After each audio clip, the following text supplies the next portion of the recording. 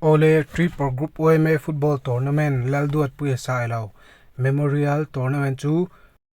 khel me ka nia ni som October sang ni som ni pan hi atang khian quarter final khel tran ani dona hemini atang hian first division B ka wangmun first division team on le phulung sai first division team 10 quarter final game ma sa zo kan khel dona anni team te hi quarter final lu thei team thatak ve ve an nia tuna chuanin an team mayo in an team captain te interview na hun toy te kan lo nei pui don ani ole amasa in wangmun first division team captain CCM puya biak na hun kan lo nei masa ang Oh, hello. CM puya wangmun first division team captain ni mo Ni eh. hey dan mo ga dia mo chu Kotin first division quarter final lu te team captain ka team mayo in zo na toy te zo lo ka duwa chu karon sot ngal meng che Ole. inin pu achana te a thato kem In puan cha na hi apa ngai thau chuan ka hria mo. Ama no chu du ai chuan hun hi chu kan nei claim dewem o kum dang ai chuan ka ti a.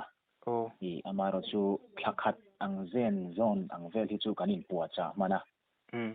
Acha thokhat viu chuan ka hria tu din mona chuan o. Ole ani le quarter final a in tum tu te hi atriam soem khoi khuange Quarter final la kan tum tur hi Phuldung Sei first division team te an ni ole ani le Phuldung Sei first division team chu enge in mu dan in lo hu pu viu nge in hu pu lem lo nge nia in hu pu viu kan khel ngam lo te in ting e ka min a hrit chiang te ole hu phur te chu hu phur love hu phur ero chu an ni lova ama ero chu game a chuan in hu phur lo ru thei hi ni lova thil hi at dang lam zung thina tinga kan hu phur lo de te po hian min lo ne le not thei boka kan hu phur de te poi kan ne ve nol thei boka ka tiang ka game chu ani ama ro chu tun din huna chuan kan hu phur lova kan ne ngei po kan in renga Phuldung Sei hi soyang Phuldung Sei hi team chia chu an ni lova chan chu quarter final thleng thei an nia team chetak chu an ni lo ti alang chianga ama ro chu thei top kan an chua anga kan ne ngei po ka ringa ni ole ani le in team in lung rual na a tha em ti ha men thrile te kan team in lung rual nei ni a tha thokhat vi in kan ria team kan coach te le hei mun danga tanga kan players kan an la ka te po an pa nga ya ti mayang tiang chuan in kan in lung rual nei chu a tha thokhat vi ka ria tin tun tuma in khel hi wang hun team a player sau hi kan in lung rual na ti thatu pakhat chu hei tuma han upa fal bik le no pang bik hi kan om lawa kan kum hi ein thlau lo em maya he hian minin ti lung ruala kan ril ru kan ngai tu ana thlengin engkim hi kan in po tlanga chu chuan min in ti lung rual em po in kan ria tu kum bi ga chuan kan in lung rual na hi a tha khop in ka ria ani le tun tum tournament a hian in pu cha dan ei le in lama te in trange ni khata cho voi engza tangai nei voi sari ei ten omem nge voi ti ei te ti ta mina sile khatiang ei le in lampang ka chuan ma ni in kanin tum ani maya hetianga awa han ei in ang kha chu kan nei lem lova ni khata cho voi sari ei em chu kan om in karing lova cho hi chu ni atam berani khada voi thum vel te chu ai te po chu kan mga maro chu soi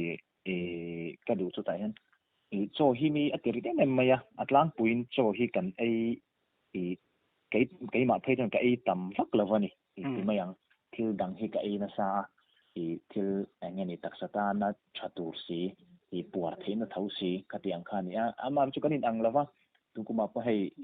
cho he mel de chu in lo mu ve thawanga kan player sa bo an ni hau ai ka chu ka se thiam che dik lava ma ro chu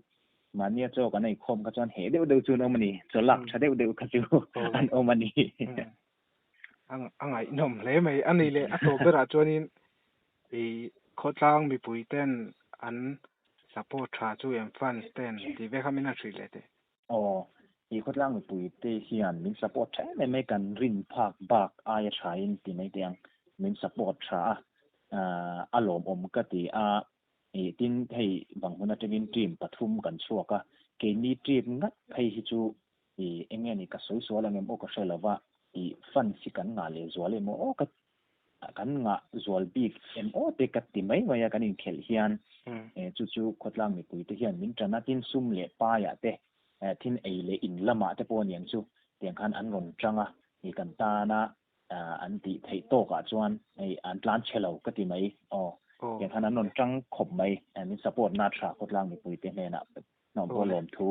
nang ba ka changin kan soi nga la ni e le ani le i hun thatak mai min pe a ka lom khop mai ole ke ni po an lo ba ole tuna chuan Poldung Sei First Division Team Captain Lal Shriat Puya biak na hun kan lo nei liang Poldung Sei First Division Team Captain na ni mo nie hey tun tum dan mo e kan ni mo tun tum lal duat puya sai lo memorial triple group YMA football tournament chungchang a hian interview toite khotin first division quarter final lute khatrang khan team mayo in captain theu ka interview toite nei pui cheu ka duwa chu zo na ron zo te ka duwa arem chang e mo rem chang e kan ani ka zo tang ngal mai se ole quarter final a in khele tura te hian in puat cha na te a tha to kem in puat cha san pan puat cha em chu kan nei lawa ma se kan nexer la kan ma tournament ma chon tura kan in puat cha dan ngai khan kan kal hri ala ni mai chu tianga lo wo khel bik lu tu ka la in puat chang chu kan nei san lo ole ani quarter final a hian in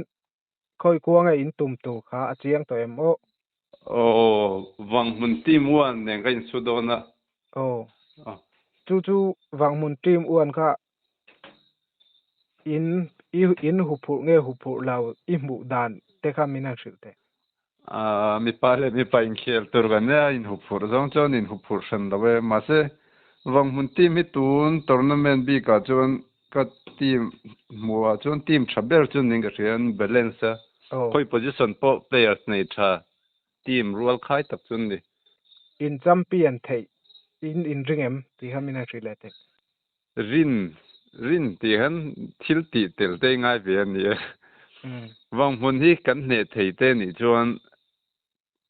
champion na kong tuin hong zau kho pin karing kan match le tur hian kan malam hun chu hril thuyang karing ani le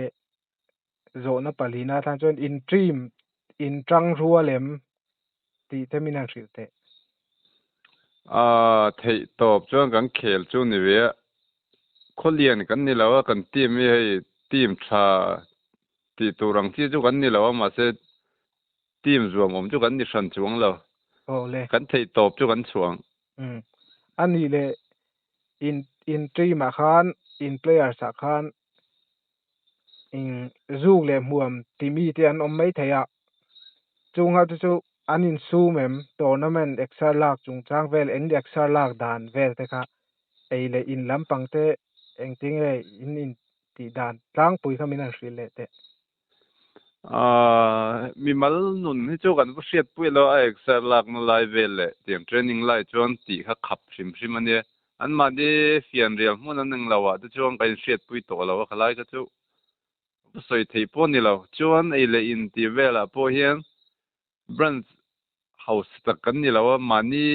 mi mal in tum thei lawa han kong ro khalai vela khan ani deuh hri mai chu tianga a san pa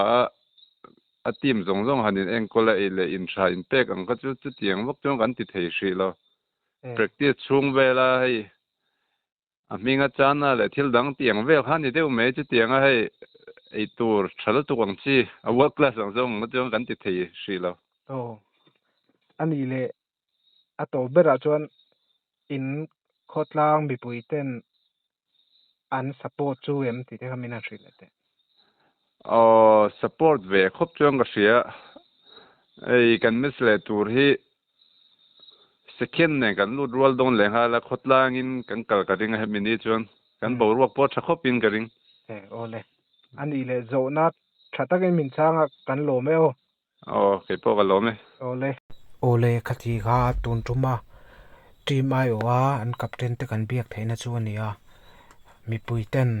อาจำเพียนตูอาจำอาจักตูโจกเสียแต่ฮาร์เลเมียอาจักตูโจกกันรินเต้คอมเมนต์ละมากันเล่าสวยเท่าโดเนียตินกับชาแนลฮีมิเล่า subscribe เวทตุริงกันสมจูว่ามาหน้าพอพีเตอร์ปะขัดที่มี subscribe ดูแล้วว่ารำหน่วยกัลินชาช่างอินะอุ้มเร็บอันเต